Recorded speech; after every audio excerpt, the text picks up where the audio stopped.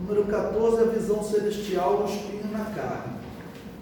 E para que me não exaltasse pelas excelências das revelações, foi-me dado um espinho na carne, a saber, um mensageiro de Satanás para me esbofetear, a fim de não me exaltar.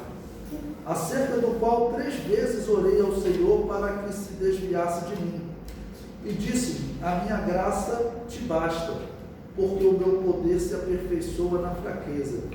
De boa vontade, pois, me gloriarei nas minhas fraquezas, para que em mim habite o poder de Cristo. Ou seja, o que o apóstolo Paulo tinha feito, talvez uma das possibilidades seja ter matado cristãos, tá bom? Então, talvez as pessoas, às vezes, no momento de debate, está debatendo uma questão doutrinária, tá bom? E aí, vamos dizer, estava perdendo no argumento para o apóstolo Paulo. E tem pessoas que, às vezes, no meio de uma argumentação, que ela faz, tem a expressão popular, né? Ela baixa o nível. Foi isso que você falou, né? Ela baixa o nível, ou seja, ela usa argumentos, né, que não são argumentos realmente para resolver o problema ali do debate, para chegar à conclusão final, qual é a interpretação correta daquela doutrina, tá bom? Aí você, esse homem ele fica argumentando aqui agora dizendo que eu estou errado, mas ele já matou cristãos, vamos esperar o que dele? Hipótese, né? Poderia surgir coisas desse tipo, né? Então, ele fala que é um mensageiro de Satanás. Será que seria um espírito que estivesse ali acusando o apóstolo Paulo, fazendo lembrar desses erros seus do passado? Mesmo ele orando 3 vezes, Deus responde de forma negativa. E o propósito da prova era que ele não se exaltasse, porque, infelizmente, é natural do ser humano, às vezes, a pessoa, vamos dizer, começar a se considerar, tá bom, com uma importância especial, e isso pode acabar virando uma armadilha para a pessoa, tá bom? Então, a humildade, ela deve ser um sentimento reinante no meio do povo de Deus.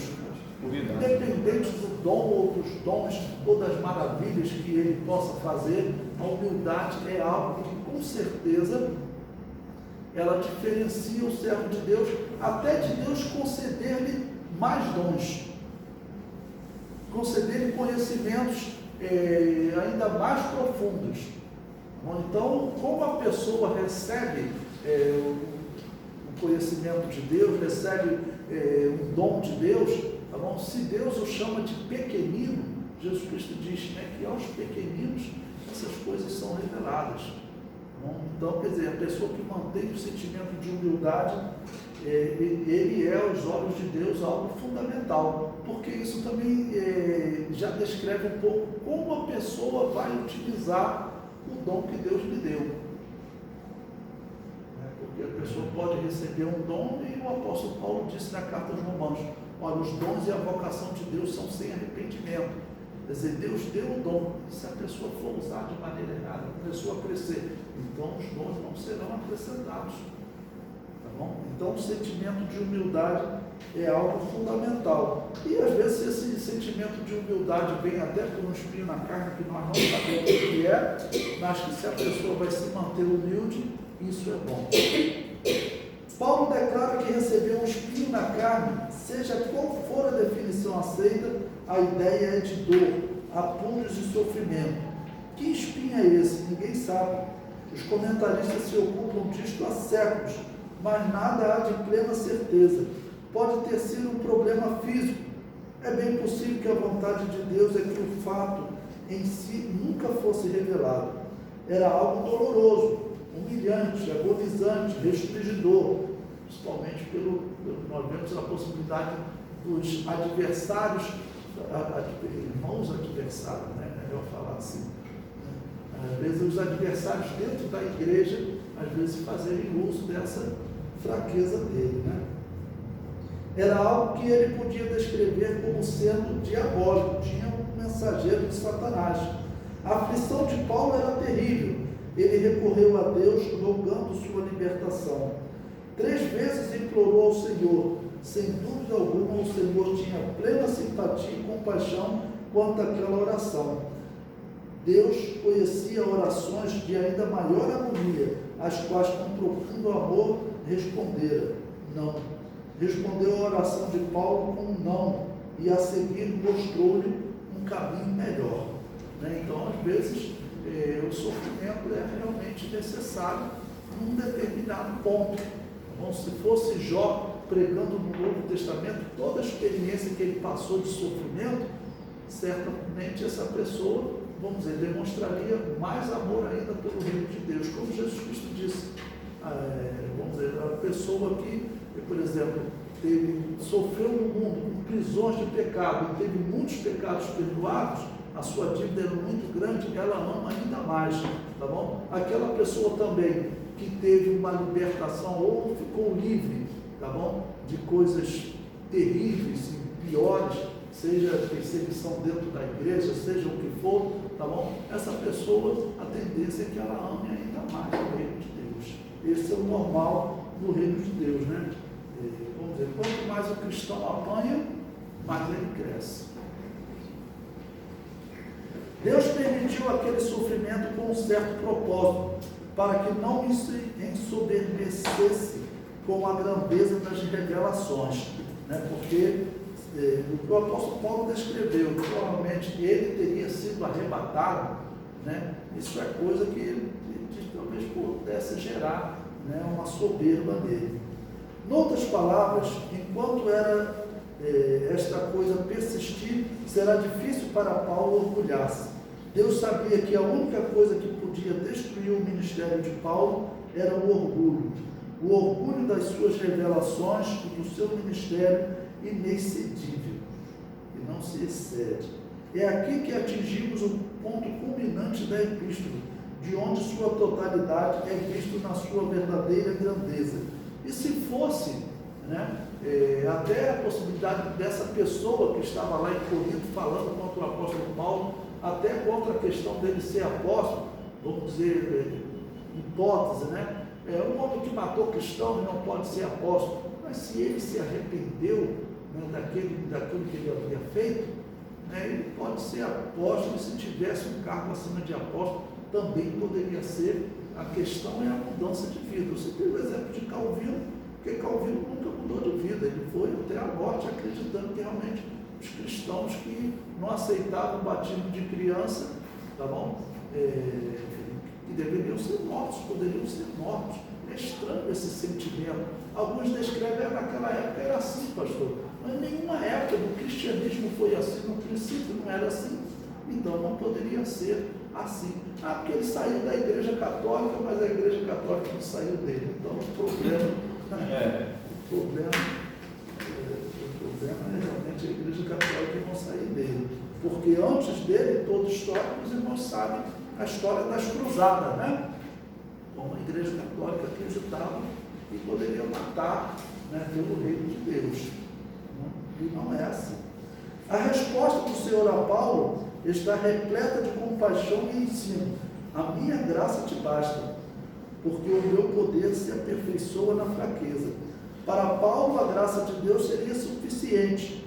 Deus dera a Paulo tanto a vontade quanto a capacidade de realizar sua vontade em sua vida, na sua obra, no seu sofrimento, e especialmente no tocante ao espinho na carne. O poder de Cristo e não as suas necessidades. Deus o ajudaria a passar por tudo isto. O poder de Cristo desceria do céu e faria nele a sua habitação. A fraqueza, pois, que lhe era tão difícil suportar, serviu somente para magnificar e manifestar a graça de Deus. Porque diante dessa fraqueza, que nós não sabemos qual é, esse enviado de Satanás, que nós não sabemos quem é, e é natural, o cristão buscar se consagrar ainda mais a Deus, tá bom? Para que, vamos dizer, essa fraqueza, do tipo que fosse, não se manifestasse mais, tá bom? E esse é o diferencial de todo servo, tá bom?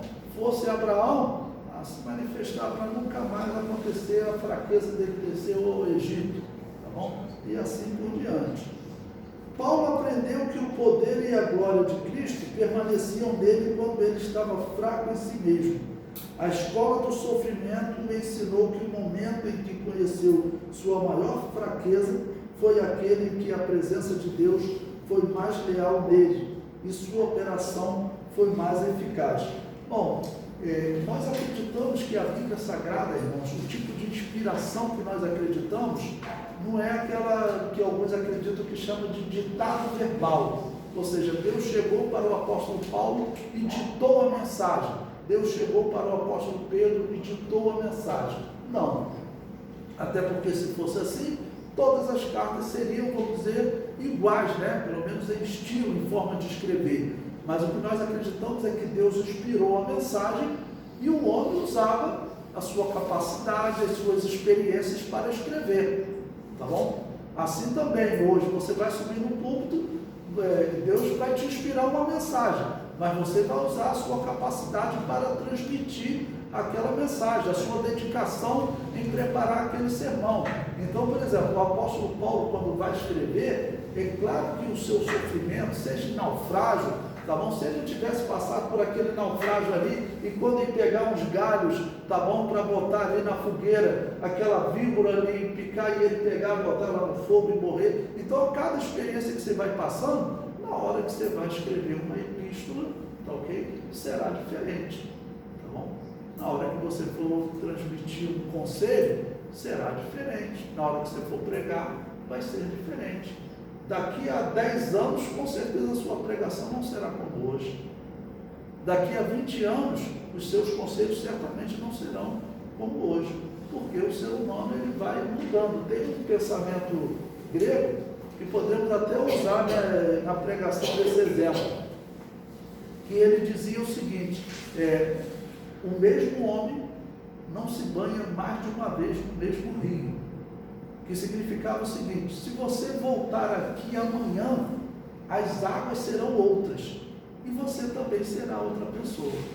Então ele fala, tudo muda, e isso é uma verdade, né? Falando em prática de vida, até cristã, com certeza amanhã você vai ser diferente. Alguma experiência que você vai passar, e todos passamos experiências sempre, então em alguma coisa você será diferente. Então esse pensamento é correto, né? O mesmo homem não se banha no mesmo rio mais de uma vez.